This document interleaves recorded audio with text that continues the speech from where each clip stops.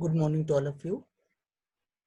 Myself Naren Sahu, and today we will discuss about mobile computing and application. जैसा कि आप लोग को पता है कि इंट्रोडक्शन पार्ट मैंने पहले ही एक्सप्लेन किया हुआ है। अगर आपने वो वीडियो नहीं देखा है तो आप इस वीडियो के डिस्क्रिप्शन में जाकर उस वीडियो का लिंक देख सकते हैं और वहां पर से आप जो पहला वीडियो है वो देख सकते हैं। आपके जो सब्जेक्ट है मोबाइल कंप्यूटिंग एंड एप्लीकेशन, इसमें 5 यूनिट है। उनमें पहला यूनिट है introduction, cell coverage and frequency management. Second unit आपका दिया हुआ है GSM architecture and services. Third unit दिया हुआ है वायरलेस नेटवर्क्स। फोर्थ यूनिट दिया हुआ है mobile network and transport layer. और लास्ट यूनिट जो दिया हुआ है आपका mobile system development and support. ठीक है, तो आज हम लोग स्टार्ट कर रहे हैं फर्स्ट यूनिट। तो फर्स्ट यूनिट में क्या क्या टॉपिक्स जो है हम कवर करेंगे।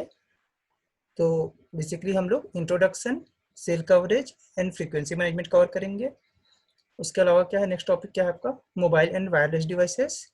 फिर next frequencies for radio transmission, then basic cellular system, फिर cell size, and next one elements of cellular radio system, then design and interference, and last one is spread spectrum. ठीक है, mobile computing का introduction start करने से पहले मैं आप लोग को थोड़ा सा हिस्ट्री और इवोल्यूशन के बारे में बताना चाहूँगा।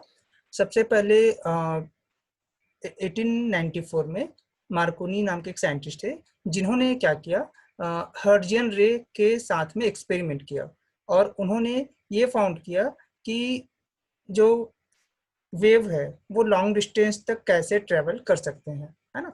और अपने एक्सपेरिमेंट के बाद उन्होंने फर्स्ट जो है ऑर्गेनाइजेशन इस्टेब्लिश किया जिसका नाम था वायरलेस टेलीग्राफ कंपनी। ठीक है, अब आते हैं मोबाइल टेलीफोन सर्विसेज के बारे में कि कैसे मोबाइल टेलीफोन सर्विसेज स्टार्ट हुआ। तो मोबाइल टेलीफोन सर्विसेज जो है सबसे पहले स्टार्ट हुआ 1940 में, जिसको क्या बोलते हैं, एमटीएस बोलते हैं। एमटीएस का फुल फॉर्म होता है मोबाइल टेलीफोन सिस्टम, या इसी को कभी कभी मैनुअल टेलीफोन सिस्टम भी कहा जाता है। ठीक है, मोबाइल टेलीफोन सिस्टम क्या करता है, यूटिलाइज करता है। किस चीज को यूटिलाइज करता है, फ्रीक्वेंसी मॉड्यूलेशन को, है ना। फ्रीक्वेंसी मॉड्यूलेशन को यूटिलाइज करता है और क्या करता है, सिंगल कैरियर फ्रीक्वेंसी असाइन करता है। सिंगल कैरियर फ्रीक्वेंसी असाइन करता है किसको, मोबाइल यूनिट को और बेस स्टेशन को, और जिनका रेंज जो है बेसिकली 35 मेगाहर्ट्ज से 45 मेगाहर्ट्ज के बीच में होता है।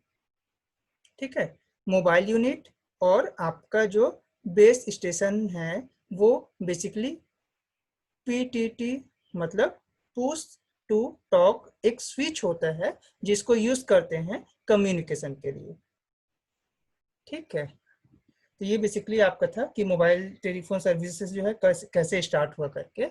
आगे हम लोग डेवलपमेंट देख लेते हैं, कैसे कैसे डेवलपमेंट हुआ, कैसे कैसे जो टेक्नोलॉजी इंप्रूव हुई, कैसे हमारे पास जो नए नए डिवाइसेस है वो हम लोग कैसे यूज मोबाइल कंप्यूटिंग में यूज किए। तो सबसे पहले क्या हुआ, 1980 में जो फर्स्ट लैपटॉप डेवलप हुआ किसके लिए, कंज्यूमर के लिए, वो 1980 में डेवलप हुआ।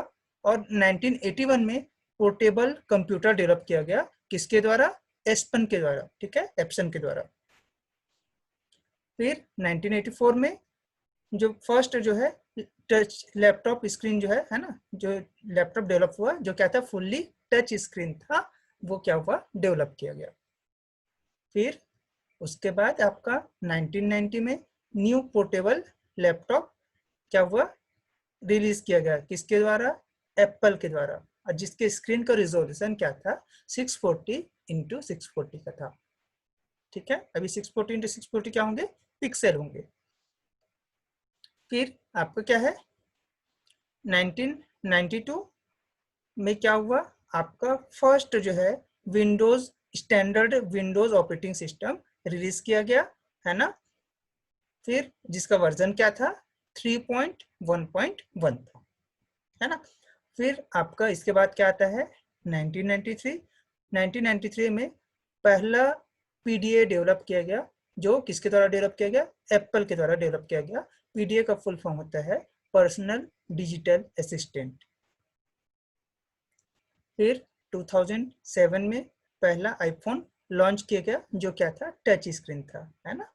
फिर 2009 में पहला स्मार्टफोन जो है वो क्या लॉन्च किया गया, जो किसके साथ था, एंड्रॉयड के साथ आया हुआ था। और 2011 में मोबाइल कंप्यूटिंग का इवोल्यूशन स्टार्ट हुआ, जो अभी कंटिन्यू क्या है, प्रोसेस अभी चल ही रहा है। हम नए नए टेक्नोलॉजी, नए नए डिवाइसेस को मोबाइल कंप्यूटिंग में इम्प्लीमेंट करते जा रहे हैं। अब आते हैं हम इंट्रोडक्शन पार्ट में, इंट्रोडक्शन टू मोबाइल कंप्यूटिंग। ये पूरा जो पार्ट है मैंने ऑलरेडी पहले वीडियो में कवर किया हुआ है, फिर भी अभी थोड़ा सा इसके बारे में जानकारी दे देता हूँ कि क्या लिखा हुआ है। Mobile computing is associated with mobility of hardware, data and software in computer application. इसका मतलब क्या हुआ कि किसी भी कंप्यूटर एप्लीकेशन में, है ना, जो हार्डवेयर होता है और डेटा होता है और सॉफ्टवेयर होता है, उसकी मोबिलिटी के बारे में क्या करना, मोबिलिटी के बारे में स्टडी करना, उसको इम्प्लीमेंट करना, किसके रिस्पेक्ट में, मोबाइल कंप्यूटिंग के रिस्पेक्ट में। तो वो क्या होगा, आपका मोबाइल कंप्यूटिंग होगा। ठीक है, मोबाइल कंप्यूटिंग एंड एप्लीकेशन। फिर क्या लिखा हुआ है, mobile computing is the use of computers while move और नॉन स्टैटिक इन्वायरमेंट। इसका मतलब क्या है कि मोबाइल कंप्यूटिंग क्या है, यूज ऑफ कंप्यूटर्स है, मतलब कंप्यूटर्स का क्या है, हम लोग यूज कर रहे हैं मोबाइल कंप्यूटिंग में। कब, जब कोई चीज क्या है, मूव हो रहा है ना, या फिर non static environment. Non static environment का मतलब ये होता है कि ऐसा इन्वायरमेंट जो क्या हो, स्टेबल ना हो। तो ऐसे इन्वायरमेंट में हम अगर कंप्यूटर का यूज कर रहे हैं तो वो क्या होगा, मोबाइल कंप्यूटिंग होगा। फिर क्या दिया हुआ है, mobile computing is based on different context with different names, है ना। तो डिफरेंट डिफरेंट कॉन्टेक्स्ट है, डिफरेंट डिफरेंट फील्ड्स है। तो जहां पर जैसा नीड है, जहां पर जैसा रिक्वायरमेंट है, उसके अकॉर्डिंग क्या है, मोबाइल कंप्यूटिंग के डिफरेंट नेम्स होते हैं। जैसे कि फर्स्ट वन दिया हुआ है, एनीवेयर एनी टाइम इंफॉर्मेशन। तो मोबाइल कंप्यूटिंग के हेल्प से हम कहीं पर भी और कोई भी, मतलब किसी भी टाइम में इंफॉर्मेशन क्या कर सकते हैं, वहां पर से एक्सेस कर सकते हैं। ठीक है। फिर सेकंड क्या दिया हुआ है, सेकंड आपका दिया हुआ है नोमेडिक कंप्यूटिंग। नोमेडिक कंप्यूटिंग क्या होता है, ये भी एक टाइप का कंप्यूटिंग है जो क्या करता है, मोबाइल कंप्यूटिंग के टेक्नोलॉजी में यूज होता है, जो क्या करता है, ग्लोबल इंटरनेट को या फिर स्पेसिफिक डेटा रिसोर्स को, है ना, एक स्टोर्ड लोकेशन है वहां पर, या फिर आप मूव कर रहे हो एक लोकेशन से दूसरी लोकेशन, तो उसके जो डेटा है उसको क्या करता है, ये एक्सेस करता है। फिर आपका क्या दिया हुआ है, परवेसिव कंप्यूटिंग, ये भी एक कंप्यूटिंग का ही टाइप है। और फिर नेक्स्ट क्या है, वर्चुअल होम इन्वायरमेंट, और लास्ट है आपका ग्लोबल सर्विस पोर्टेबिलिटी। तो इस टाइप से डिफरेंट डिफरेंट नेम से हम लोग क्या है, मोबाइल कंप्यूटिंग को जानते हैं। फिर आपको क्या दिया हुआ है, कैरेक्टरिस्टिक्स ऑफ मोबाइल कंप्यूटिंग। तो मोबाइल कंप्यूटिंग के बहुत सारे कैरेक्टरिस्टिक्स हैं। पहला दिया हुआ है पोर्टेबिलिटी, है ना। तो ये क्या है, डिवाइस बहुत पोर्टेबल होता है, बहुत स्मॉल होता है साइज में, तो इसीलिए क्या है, ये पोर्टेबल है, हम इसको इजिली एक जगह से दूसरी जगह ले जा सकते हैं। ठीक है। इसके हेल्प से हम सोशल इंटरेक्टिविटी, इसका मतलब क्या है कि हम इसके हेल्प से बहुत सारे लोगों से क्या हो सकते हैं, कनेक्ट हो सकते हैं। इसलिए क्या है, सोशल एक्टिविटी या सोशल इंटरेक्टिविटी को ये क्या करता है, बढ़ाता है। ये कॉन्टेक्स्ट सेंसिटिव होता है, इसके हेल्प से हम लोग क्या है, कनेक्टिविटी बढ़ा सकते हैं, है ना। ये इंडिविजुअल भी होता है और ये क्या होता है, साइज में बहुत स्मॉल होता है। फिर क्या दिया हुआ है, features of mobile computing. Mobile computing के क्या क्या फीचर्स हो सकते हैं, इसमें बहुत सारे दिए हुए हैं, है ना, कि इजी से हम क्या कर सकते हैं, इसको इजिली हैंडल कर सकते हैं, है ना, और कैरी कर सकते हैं, क्योंकि जो डिवाइसेस होते हैं बहुत ज़्यादा स्मॉल होते हैं।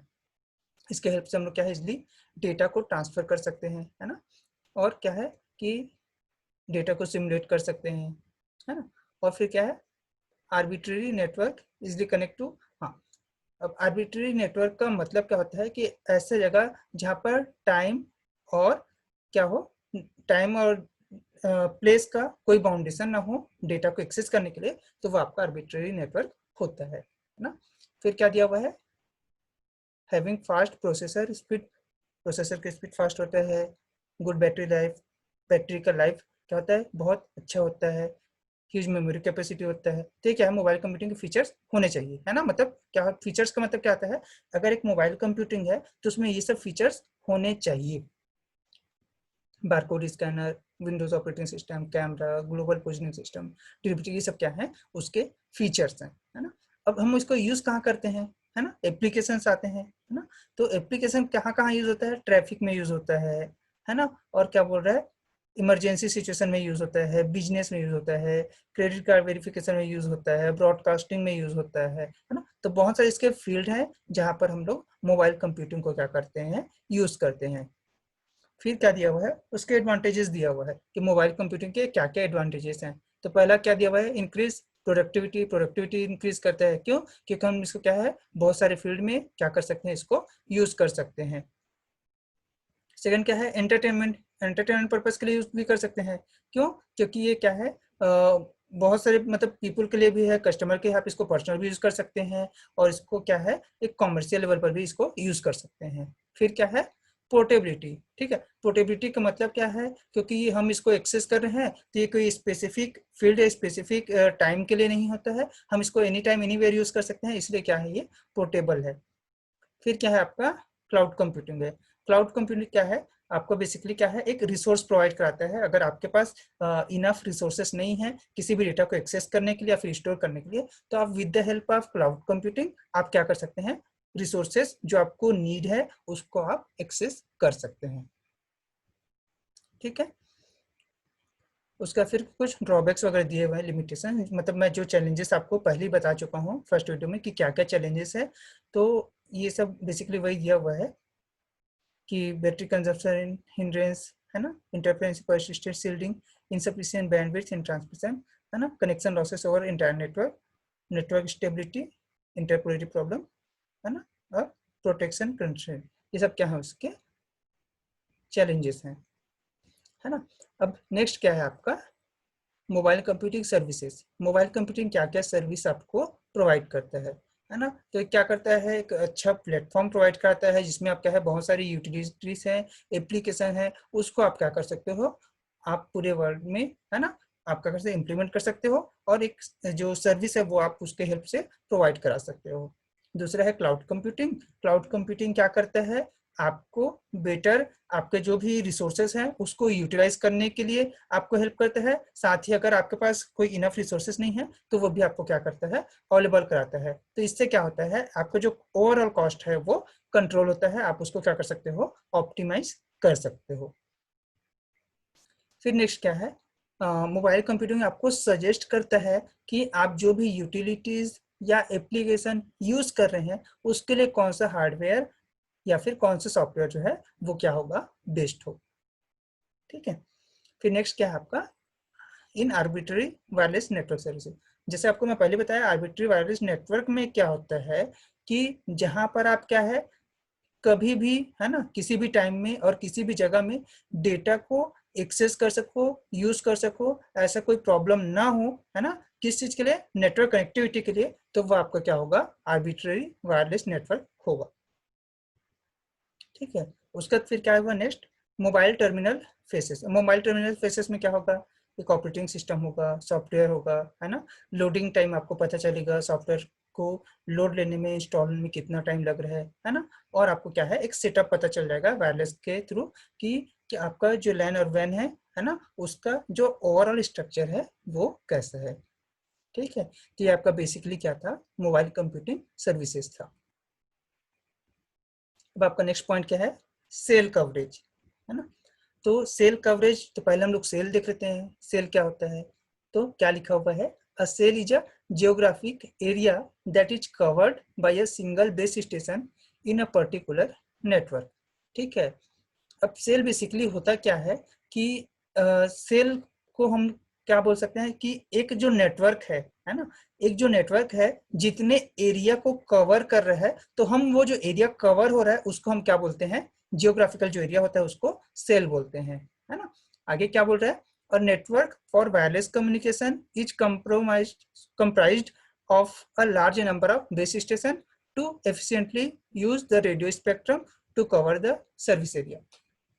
अब क्या बोल रहा है, कि एक नेटवर्क है ना, वायरलेस कम्युनिकेशन के लिए जो एक नेटवर्क होता है, तो उसमें क्या है, हम पूरे एरिया को कवर करने के लिए क्या करते हैं, नंबर ऑफ बेस स्टेशन का यूज करते हैं, ताकि हम लोग क्या है एफिशिएंटली जो सर्विस है उसको प्रोवाइड कर सकें। फिर अब सेल देख लिए, अब कवरेज देख लेते हैं। ठीक है, कवरेज एरिया क्या होता है, the coverage area of cellular networks are divided into cell. ठीक है, वही बोल रहा है कि जो भी कवरेज एरिया है उसको किस में डिवाइड करते हैं हम लोग, सेल में डिवाइड करते हैं। और जो हर एक सेल है ना, हर एक सेल है उसका क्या होता है, खुद का एक एंटीना होता है ना। अब एंटीना क्या होता है, क्योंकि हमको क्या करना होता है, सिग्नल को ट्रांसमिट करना होता है, इसलिए हर सेल के पास खुद का एक एंटीना होता है। ठीक है, और क्या होता है, और हर एक सेल के पास खुद की क्या होती है, एक फ्रीक्वेंसी होती है ना। डेटा कम्युनिकेशन में क्या होता है, जो सेल्युलर नेटवर्क है ना, वो उसमें बेस स्टेशन क्या करता है, बेस स्टेशन ट्रांसमीटर और रिसीवर सभी के क्या है, डेटा को और जो भी उसके एक्सेस है उसको कंट्रोल करता है, कौन, बेस स्टेशन। अब आप जो सेल सेल देख लिए, कवरेज एरिया देख लिए, सेल कवरेज है ना। तो अब हम लोग जो सेल की बात कर रहे हैं, तो सेल के बेसिकली हम लोग क्या है, या तो वो स्क्वायर होता है या हेक्सागोन होता है ना। अब अगर कोई सेल स्क्वायर है तो क्या होगा, तो इसमें लिखा हुआ है square cell has 4 neighbours at distinct at distance d and 4 at distance root 2d। ठीक है, तो क्या बोल रहा है कि जो स्क्वायर होता है, स्क्वायर सेल होता है, तो उसके कितने नेबर होते हैं, 4 नेबर होते हैं, है ना, जो क्या होते हैं, एक दूसरे से डी डिस्टेंस पे क्या होते हैं, जिसका जो रेडियस है वो डी होता है, और दो सेल के बीच का डिस्टेंस है वो क्या होता है, रूट टी डी होता है। ठीक है, फिर वहीं पर अगर हम लोग हेक्सागोन यूज करें, तो हेक्सागोन शेप जो है बहुत ज्यादा क्या होता है, हाईली रिकमेंड किया जाता है, क्योंकि ये क्या है, ज्यादा डिस्टेंस को कवर करता है, और इसका जो डिस्टेंस कितना कवर करता है, रूट 3d जो है डिस्टेंस, ये क्या करता है, कवर करता है, जबकि आपका स्क्वायर है वो रूट 2d डिस्टेंस जो है वो क्या करता है, कवर करता है। ठीक है, जैसे कि आप लोग डायग्राम में देख पा रहे हैं, है ना। तो ये क्या है, जो आपका एक कवरेज एरिया है, सेल कवरेज है, जिसमें क्या है, इसको छोटे छोटे सेल में जो है डिवाइड किया गया है। हर एक सेल के पास खुद का एंटीना है, खुद की फ्रीक्वेंसी है ना। और हर एक नेट जो एंटीना है वो क्या करता है, अपने एरिया को क्या करता है, उसमें बेस स्टेशन होता है, और वो उस हर एक जो बेस स्टेशन है वो अपने एरिया के कम्युनिकेशन प्रोसेस को कंट्रोल करता है। ठीक है, फिर next frequency management. Frequency management क्या होगा, तो पहले फ्रीक्वेंसी देख लेते हैं। फ्रीक्वेंसी क्या होता है, कि क्या होता है कि कोई जो एंटीना है ना, बेस स्टेशन में, है ना, एक सेल में एक बेस स्टेशन है, बेस स्टेशन एंटीना है, तो वो उसमें क्या होता है कि बहुत सारे क्या होते हैं, चैनल्स होते हैं, है ना, सेट ऑफ चैनल्स होते हैं, और वॉइस चैनल्स होते हैं, है ना। तो ये जो चैनल्स हैं इनकी ग्रुपिंग करना, है ना, और इनको डिवाइड करना, और क्या करना, सेट में डिवाइड करना, किसके हिसाब से, फ्रीक्वेंसी के हिसाब से, तो वो क्या होता है, आपका फ्रीक्वेंसी मैनेजमेंट होता है। ठीक है, मतलब क्या होता है कि मेरे को एक फ्रीक्वेंसी प्रोवाइड की जाती है, तो मेरे को ये देखना होता है कि वो जो पर्टिकुलर सेल है उसमें मेरे को कितने चैनल्स प्रोवाइड किए गए हैं, तो उस चैनल के अकॉर्डिंग क्या होता है, आपका जो फ्रीक्वेंसी है वो डिवाइड होता है। क्लियर है। फिर नेक्स्ट है आपका चैनल असाइनमेंट। अब चैनल असाइनमेंट कैसे होगा, चैनल असाइनमेंट के लिए क्या होता है, क्या लिखा हुआ है, refers to the location of specific channel to cell site and mobile unit. ठीक है, तो चैनल कैसे असाइन होता है, कि हम ये देखते हैं कि वो जो चैनल स्पेसिफिक चैनल है, वो जो सेल साइट है और मोबाइल साइट, मतलब आपका जो सेल है उसमें पर्टिकुलर कितने यूजर्स हैं, है ना, और उसमें कितने फ्रीक्वेंसी है, और उसके अकॉर्डिंग क्या है, जो चैनल है वो क्या किया जाता है, असाइन किया जाता है। फिर for a short term assignment, one channel assignment per call is handled by the mobile telephone switching office. ठीक है, अब क्या बोल रहा है, एक असाइनमेंट के हिसाब से क्या होता है कि एक जो कॉल है वो उसको क्या करता है, हैंडल करता है, कौन, MTSO क्या बोलते हैं? Mobile telephone switching office. फिर क्या दिया हुआ है? Ideally channel assignment should be based on causing the least interference in the system. ठीक है, हम चैनल कैसे असाइनमेंट करते हैं कि चैनल इस टाइप से असाइनमेंट करना है कि कोई भी क्या हो, सिस्टम के किसी भी सिस्टम में इंटरफेरेंस का प्रॉब्लम ना हो। ठीक है, तो ये आपका बेसिकली हो गया फ्रीक्वेंसी मैनेजमेंट। अब आपका नेक्स्ट पॉइंट क्या है? Mobile and wireless devices. ठीक है, मैं आपको पहले इसके एग्जांपल बता चुका था कि मोबाइल एंड वायरलेस डिवाइसेस के एग्जांपल क्या क्या है। जिसमें आपका दिया हुआ है लैपटॉप है, मोबाइल फोन है ना, पीडीए है जिसको क्या बोलते हैं? पर्सनल डिजिटल असिस्टेंस बोलते हैं, है ना, और पेजर होता है, सेंसर होता है ना, जीपीएस होता है, ई रीडर होता है, और हैंडहेल्ड क्या होता है? गेमिंग डिवाइसेस होता है। पीडीए के बारे में थोड़ा देख लेते हैं। पीडीए काम क्या होता है? तो क्या बोला है? The main purpose of this device is to act as an electronic organizer और day planner that is portable, easy to use and capable of sharing information with your computer system। ठीक है, मतलब क्या बोल रहा है कि आपका जो कंप्यूटर सिस्टम है, अगर आप उसके आसपास नहीं है ना, नहीं हो, और क्या करना चाह रहे हैं आप कि अपने सिस्टम को एक्सेस करना चाह रहे हैं, तो पीडीए क्या है? एक ऐसा डिवाइस है जो आपको रिमोटली क्या करता है? आपके सिस्टम को एक्सेस करने के लिए क्या करता है? सपोर्ट करता है। ठीक है, ये एक टाइप का डिवाइस है ना, और जो क्या करता है? आपका जो भी इलेक्ट्रॉनिक ऑर्गेनाइजर डे प्लानर लिखा हुआ है, उसका मतलब यही है कि आपने जो भी आप डे शेड्यूलिंग किया था, आप जो जो काम करने वाले थे, आप उसको क्या है कि वहां पर से आप कंट्रोल कर सकते हैं पीडीए के हेल्प से अपने सिस्टम को। ठीक है, इसका एग्जांपल क्या होगा? जैसे कि क्या है कि एसी लगा हुआ है, तो एसी को मैं कैसे कंट्रोल कर सकता हूँ? रिमोट को कर सकता हूँ, टीवी के रिमोट से कंट्रोल कर सकता हूँ। सिमिलर यहाँ पर आपके सिस्टम को आप कंट्रोल करने के लिए, एक्सेस करने के लिए आप पीडीए का यूज कर सकते हैं। ठीक है, तो ये सब बेसिकली क्या है? आपके मोबाइल एंड वायरलेस के डिवाइसेस के क्या है?